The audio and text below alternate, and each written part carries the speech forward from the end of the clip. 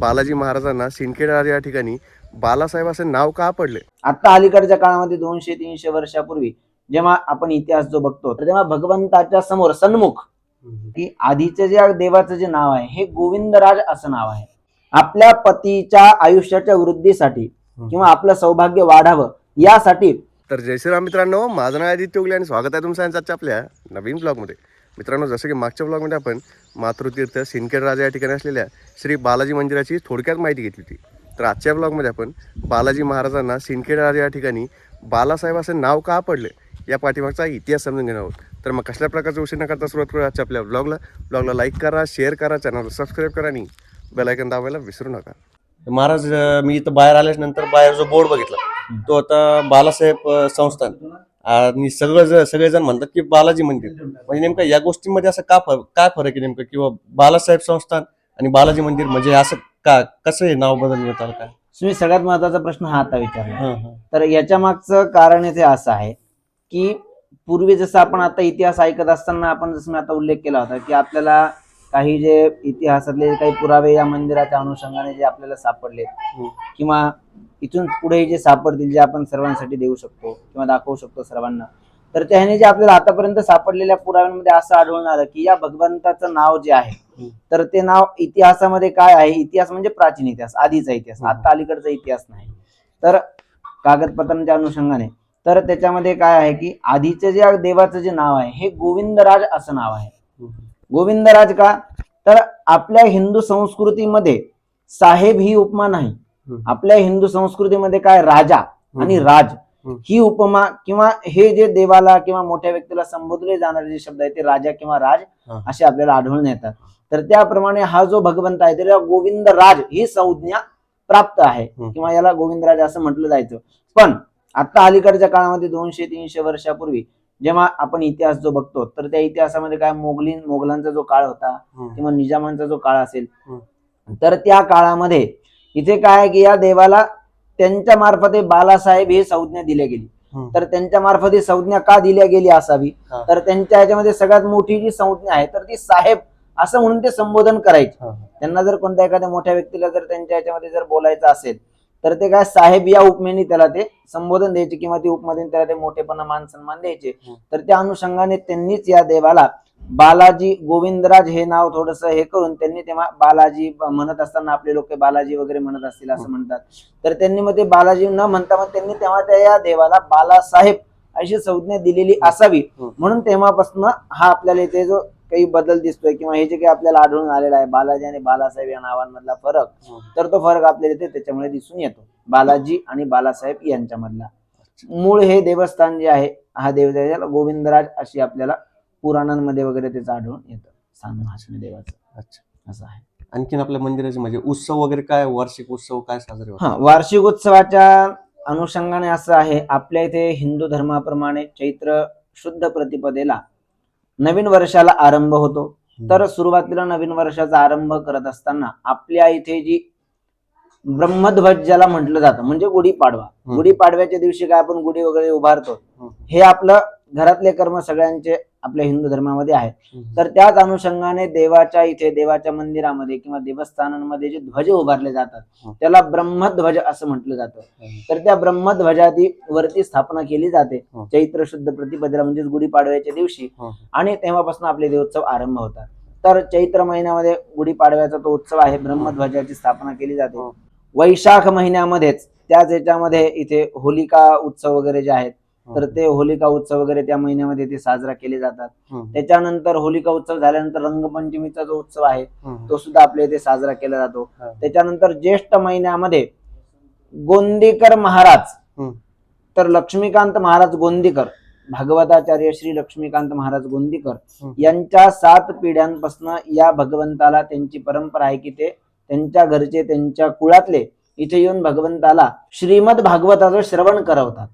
म्हणजे ते भागवत कथा देवाला इथे बसून ऐकवतात. ही त्यांची परंपरा गेल्या 7 पिढ्यांपासून चालत आलेली आहे आणि ते त्या परंपरेचं आजपर्यंत अखंडपणे पालन करून इथे येऊन ते देवाला सेवा भागवताची ऐकवतात. त्याच्यानंतर आषाढ महिन्यामध्ये आषाढीच्या दिवशी आपण आताच बघितलं की विजय पांडुरंगाची इथे स्थापना आहे. तर त्या विजय पांडुरंगाची सुद्धा एकादशीच्या दिवशी पूजन वगैरे करून इथे आपण आषाढ महिन्यामधला जो आषाढीचा उत्सव आहे तो सुद्धा आपण इथे साजरा करतो. त्याच्यानंतर श्रावण महिन्यामध्ये जर आपण बघितलं तर श्रावण महिन्यामध्ये श्रींना रोज श्रींना इथे अभिषेक केला जातो, रुद्राभिषेक वगैरे श्रींना होतो. त्याच्यानंतर श्रावण महिन्यामधले जे काही उत्सव आहेत, तर श्रावण महिन्यामधले येणारे उत्सव कुठले कुठले आहेत तर सोमवार आहे. त्याच्यानंतर गोपाळ कृष्णांची गोपाळ जयंती, आपण जी कृष्ण जन्माष्टमी वगैरे आपण म्हणतो ते कृष्ण जन्माष्टमी आहे. त्या दिवशी भगवान श्री गोपाळ कृष्णांचा इथे जन्मोत्सव वगैरे या सगळ्या गोष्टी, श्रावणातले जे उत्सव आहेत ते श्रावणातले सुद्धा वार्षिक उत्सव इथे केले जातात. त्याच्यामध्ये भाद्रपद महिन्यामध्ये गणेशोत्सव इथे थाटामाटामध्ये केला जातो, गणेशोत्सव आहे. त्याच्यानंतर भाद्रपद महिन्यामध्ये गणेशोत्सव झाल्यानंतर जसं आपल्याला मी सांगितलं की नवरात्रामध्ये सुद्धा घटस्थापना ते ललित इथपर्यंत संपूर्ण 22 दिवसांचा उत्सव आहे. तर तो 22 दिवसांचा उत्सव इथे साजरा केला जातो. तर जेव्हा आपल्याला सांगितलं होतं की देव बाहेर विराजमान होतात, तर त्यावेळेला देव बाहेर विराजमान झाल्यानंतर भक्तांच्याकडनं जी काही भगवंताला सेवा करण्याची इच्छा असते, तर काही भक्तांच्या करवी वगैरे इथे पंगतीचं सुद्धा इथे आपण पंक्तीचं अन्नदान वगैरे सुद्धा इथे केलं जातं. भक्तांच्या करवी ते अन्नदान केलं जातं. आणि इथे काही भक्त जे पण दानदाते असे आहेत की ते अन्नदान वगैरे इथे करतात त्या उत्सवाच्या अनुषंगाने. तर इथे साधारणतः 3 ते 4 लोकांचं रोज इथे अन्नदान समोर या फरसावरती इथे केलं जातं. भगवंत जेव्हा इथे बाहेर विराजमान असतात तर तेव्हा भगवंताच्या समोर सन्मुख आणि इथे काही लोकांचं अन्नदान भगवंताच्या साक्षीने इथे केलं जातं. तर त्या याच्यामध्ये त्या काळामध्ये 7 ते 8 दिवस इथे 5 ते 6 हजार लोकांचं वगैरे 4-5 हजार लोकांचं अन्नदान इथे त्या 8 दिवसांमध्ये 9 दिवसांमध्ये केलं जातं. ते झाल्यानंतर ललिताचा कार्यक्रम होतो. ललिताचा कार्यक्रम झाल्यानंतर देवांची इथे ते जे बाहेर हे सिंहासन ठेवले असतं, हे सिंहासन आतमध्ये आणल्यानंतर मग परत वर्षभर देवांची इथे जो एकदम महाअभिषेक झाला देव आतमध्ये आणून ठेवल्यानंतर, तर मग नंतर परत पुढच्या वर्षीपर्यंत देव बाहेर येत नाही. देवांचं सोहळ्यामध्ये वगैरे सगळं पूजा अर्चा वगैरे हे जे काही आहे अनुष्ठानादी कर्म हे सोहळ्यामध्ये आतमध्ये केले जातात आणि देवांचा मुख्य अभिषेक वगैरे होतो. ते झाल्यानंतर दिवाळीचा उत्सव हा अश्विन महिन्यामध्येच येतो. अश्विन अमावस्येला दिवाळी आहे, दिवाळी असते, त्याच्यामुळे तो दीपावलीचा उत्सव वगैरे सुद्धा इथे केला जातो. ते झाल्यानंतर कार्तिक महिन्यामध्ये आणि हे करत असताना चातुर्मासामध्ये इथे देवाचा काकडा हा नित्य नियमाने परंपरेनुसार चातुर्मासामध्ये काकडा आरती ही केली जाते. तर कार्तिकी पौर्णिमेला त्या काकड्याची सांगता इथे होते. ते झाल्यानंतर कार्तिक महिन्यातला तो उत्सव आहे आपल्याकडे. ते झाल्यानंतर मार्गशीर्ष महिन्यामध्ये संपूर्ण महिनाभर इथे विष्णू सहस्रनामाचं किंवा व्यंकटेश स्तोत्राचं, व्यंकटेश स्तोत्र हे प्राकृत आहे आणि विष्णू सहस्रनाम हे संस्कृत मध्ये आहे. त्यामुळे सर्वसामान्यांना आणि बऱ्याच जणांना प्राकृत असल्यामुळे ते वाचणं सोपं असल्यामुळे इथे व्यंकटेश स्तोत्राचं पठण हे केलं जातं. जास्तीत जास्त संख्येने भक्त सहभागी होऊन इथे जास्तीत जास्त संख्येने संपूर्ण महिनाभर व्यंकटेश स्तोत्राचं पठण करतात. आणि ते झाल्यानंतर अमावस्येला इथे आपण देवाला सहस्र तुलसी अर्चन करून किंवा जेवढ्या उपलब्ध तुलसी होतात त्या यांचं इथे आपण अर्चन करून मार्गशीर्ष महिन्याची सांगता केली जाते. मार्गशीर्ष महिन्यानंतर पौष महिना येतो.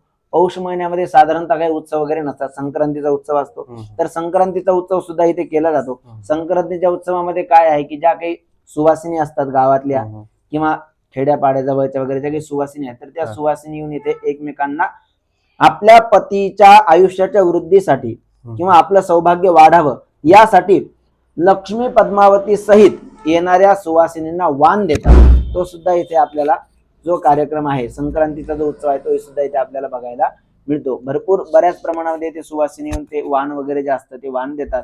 हे सगळं आपल्याला इथे पौष महिन्यामधला हा उत्सव बघायला मिळतो. माघ महिन्यामध्ये परत सांगितल्याप्रमाणे जे काही परंपरा आहेत, होलिका उत्सव वगैरे हे या उत्सवाप्रमाणे तसे सगळे उत्सव इथे चैत्र महिन्यापासून ते फाल्गुन महिन्यापर्यंत इथे सगळे उत्सव हे साजरा केले जातात. प्रति मासिक जे उत्सव आहेत ते परंपरेनुसार इथे साजरा केले जातात.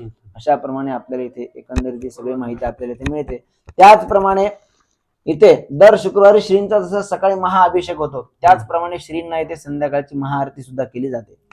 तर जसं तिरुपतीला लाडूंचा प्रसाद वाटप होतो त्याचप्रमाणे आपल्या इथे शुक्रवारी सुद्धा श्रींना प्रिय असलेली बुंदी जी आहे ही भगवान श्री लक्ष्मी व्यंकटेशाला जास्त प्रिय आहे, म्हणून तिरुपतीला सुद्धा बुंदीच्या लाडूंचा प्रसाद हा प्रामुख्याने आहे. म्हणून आपल्या इथे सुद्धा श्रींना त्या दिवशी बुंदीच्या लाडूंचा महाआरती झाल्यानंतर संध्याकाळी वाटप केलं जातं जेवढे भाविक येतात त्यांना. अशा प्रमाणे आपल्याला इथे श्रींचा जो वार्षिक उत्सव आहे किंवा ज्या काही परंपरा आहेत किंवा श्रींचं इथे जे काही पूजा अर्चा वगैरे केली जाते त्याची आपल्याला माहिती अशा प्रमाणे प्राप्त आहे. महाराज आपण हे जे वंश परंपरेने सगळं चालत आलेलं आहे, वार्षिक हो. उत्सव वगैरे साजरे करतात, हो. तर त्याच्यामध्ये म्हणजे जर कोणाला अशी आर्थिक रूपे काही सेवा करायची असेल का, काही असं निधी वगैरे आपण घेतला जातो का आपल्या म्हणजे हो हो हो. हा. तर त्याच्यामध्ये काय आहे की ज्या पण भक्तांना भगवान लक्ष्मी गणेशाच्या भक्तांना ज्यांना पण काही आर्थिक दृष्ट्या इतर कुठल्या वर्गणीच्या द्वारे वगैरे जर काही मदत करण्याची इच्छा असेल तर हा. तशी सुद्धा सुविधा आपल्याकडे ते आता आपण उपलब्ध केलेली आहे. आधीपर्यंत तशी सुविधा नव्हती, पण आता जसं जसं की आपण ह्या सगळ्या गोष्टींमध्ये प्रवेश करतो, वाढत जातो, त्याप्रमाणे आपण त्याची सुद्धा तिथे व्यवस्था केलेली आहे. तर खाली आपल्याला माहिती झाल्यानंतर सगळी माहिती जेव्हा आपण ऐकाल तर तेव्हा खाली आपल्याला नंबर दिला जाईल. त्या नंबरवर आपण संपर्क करून ही जे काही आपल्याला वर्गणी रूपी किंवा जी सेवा द्यायची आहे तर ती सेवा कुठल्या याच्यावर द्यायची आहे किंवा काय, तर त्याची संपूर्ण माहिती आपल्याला इथे खाली डिस्क्रिप्शन वर जो नंबर आपण देऊ त्याच्यावरती आपल्याला ही माहिती संपूर्ण मिळून जाईल. त्या नंबरवरती कॉन्टॅक्ट करूनच त्या नंबरवरती कॉन्टॅक्ट करून मग आपण तशी आपल्या याच्याप्रमाणे सेवा आपण इथे देऊ शकता. डायरेक्ट कोणी नंबरवरती सेंड वगैरे करू नका, जो नंबर आपण देऊ खाली हा हे मुख्य आहे. कॉन्टॅक्ट करा पहिले, हो, हो. बोलणं वगैरे करून त्यानंतर मग कॉन्टॅक्ट सगळ्या करून मग गोष्टी, बोलणं हा. वगैरे झाल्यानंतर मग आपल्याला ते हा. करता येतं, अशी सुद्धा सुविधा आहे. आणि त्याचप्रमाणे काय आहे की नवरात्रामध्ये जसं आपण आता उल्लेख केला तर नवरात्रामध्ये जशी आपली इथे देवाची सेवा असते तर त्याचप्रमाणे भक्तांच्या मनोकामना पूर्ण होतात. तर त्या कशा तरी ते काही आता कसं झालंय धावत्या जीवनामुळे काही लोकांच्या घरी परंपरागत नवरात्रामध्ये 9 दिवस अखंड नंददीप लावण्याची परंपरा आहे, पण धावपळीच्या जीवनामुळे काही लोकांच्याकडे ते लावणं होत नाही. मग त्याच्यामुळे आता आपण असा उपक्रम केलेला आहे की भक्तांचे संकल्प पूर्ण होण्यासाठी घरी भक्तांच्या घरी त्याचा खंड पडू नये म्हणून नवरात्रामध्ये अखंड नंददीप प्रज्वलनाचं कार्य आपण इथे करतो. तर जे भक्त याच्यासाठी इच्छुक असतात तर ते भक्त इथे आपली नाव नोंदणी करतात आणि त्या दिव्याची तेव्हा जी काही फलरूपी जी काही प्राप्ती असते किंवा तिथे जे काही ठरलेलं असतं मानधन त्याच्याप्रमाणे ते तिथे जमा करून आणि त्या भक्तांच्या नावाने अखंड नंददीप 9 दिवस तेलाचं इथे आपण या इथे मंदिरामध्ये लावतो भक्तांच्या त्या नावाने. ती सुद्धा सुविधा आपल्या इथे आहे. पण ते सुद्धा भक्तांच्या आणि भगवंताची सेवा म्हणून ते सुद्धा कार्य इथे आपण करतो. तर अशा प्रकारे आपल्या मंदिराची संपूर्ण माहिती आपण सांगितली. हो, आणि ज्यांना पण कोणाला नंददीप लावण्याची इच्छा असेल तर ते त्या याच्यामध्ये गणपतीच्या पिरियड मध्ये म्हणजे भाद्रपद महिन्यात जेव्हा गणपती बसतात तर त्या गणपती बसतात तेव्हा त्यांनी संपर्क करून आपला आधी नाव नोंदणी इथे करायची. तर ती नाव नोंदणी फक्त पितृपक्षाच्या आधी म्हणजे साधारणतः एक 8 ते 10 दिवस आधी ती नाव नोंदणी इथे केली जाते, नंतर ती नाव नोंदणी केली जात नाही. कारण काय होतं दिवे जर जास्त वाढले तर आपल्याला तशी इथे व्यवस्था तशी तात्काळ व्यवस्था होऊ शकत नाही. म्हणून एक साधारणतः 8 ते 10 दिवस आधी नवरात्राची इथे नाव नोंदणी केली जाते. म्हणून ज्यांना पण कोणाला इच्छा असेल नाव नोंदणी करायची दिवा लावायची आपल्या नावाने तर त्यांनी ती नोंदणी करत असताना घटस्थापनेच्या 10 दिवस आधीच करावी, त्याच्यानंतर ती नोंदणी केली जात नाही. त्याच्यामुळे मग आपण त्या अनुषंगाने ती पण इथे नोंद करून आपला दिवा सुद्धा इथे लावू शकता. तर तो सुद्धा नंबर आपल्याला खाली दिला जाईल, त्या नंबरवर संपर्क करून मग आपला दिवा तिथे बुक केला जाऊ शकतो. अशी संपूर्ण माहिती आहे. धन्यवाद. जय जय गोविंद जय हरी. तर मित्रांनो, अशा प्रकारे आपण मातृतीर्थ सिंदखेड राजा या ठिकाणी असलेल्या श्री बालाजी मंदिराची सविस्तर माहिती घेतली. तुम्हाला ही माहिती कशी वाटली हे आम्हाला कमेंट बॉक्समध्ये नक्की कळवा. बाकी आपल्याही गावामध्ये असे काही पुरातन मंदिर असतील ज्यांच्या पाठीमागे काहीतरी आख्यायिका आहेत, इतिहास आहे, अशा मंदिरांची माहिती आम्हाला कमेंट बॉक्समध्ये नक्की कळवा. ब्लॉगला शेवटपर्यंत पाहण्यासाठी तुमचे खूप खूप धन्यवाद. ब्लॉगला लाईक करा, शेअर करा, चॅनलला सबस्क्राईब करा आणि बेल आयकॉन दाबायला विसरू नका. तर चला मग भेटत आपल्या पुढच्या ब्लॉगमध्ये. तोपर्यंत व्यंकटरमणा गोविंदा.